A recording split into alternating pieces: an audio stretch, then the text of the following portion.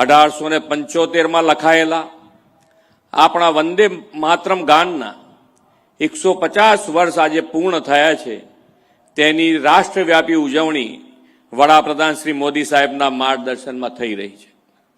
આ ગીત બંકિમચંદ્ર ચટ્ટોપાધ્યાયજી દ્વારા આનંદ મંઠ નવલકથામાં પહેલીવાર પ્રકાશિત થયું હતું.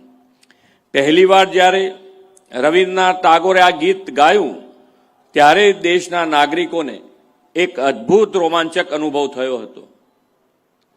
વંદે માતરમ માત્ર એક ગીત નથી, એ તો ભારતના આત્માનો નાદ છે.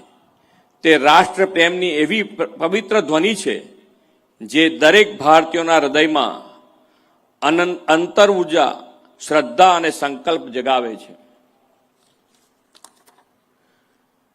આ એવો ક્રાંતિકારી મંત્ર છે કે જેને બોલતા જ 140 કરોડ ભારતીયોના હૃદયના તાર રણઝણી ઉઠે છે અને માતૃભૂમિ પ્રત્યે વંદનનો ભાવ સમર્પણમાં પરિવર્તિત થાય છે.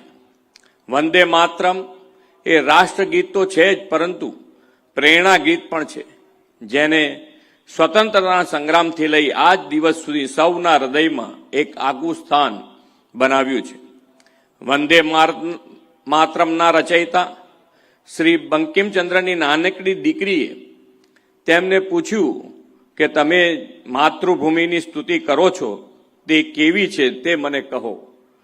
ત્યારે તેમણે જવાબ આપ્યો. તેમણે વંદે માતરમ ગાનની રચના કરીને કહ્યું કે આ હરિયાળી, ફળદ્રુપ, સૌને પોષણ આપનારી, નીલવર્ણો ખેતરો ધરાવતી સુખદાયીની ભારત ભૂમિ જે નદીઓ અને સરોવરથી વ્યાપ્ત છે.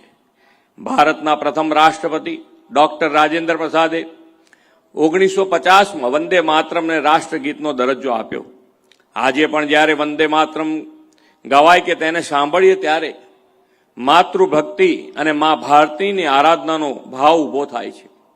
વડાપ્રધાન શ્રી મોદી સાહેબના શબ્દોમાં કહીએ તો વંદે માતરમ એ આપણી આન, બાન અને શાન છે. વંદે માતરમ શબ્દો નથી, પરંતુ આપણી આઝાદીનો ધબકાર છે. વંદે માતરમ એ વિકાસનો રાજમાર્ગ છે, સંકલ્પિત રાષ્ટ્ર જીવનનો મહામાર્ગ છે.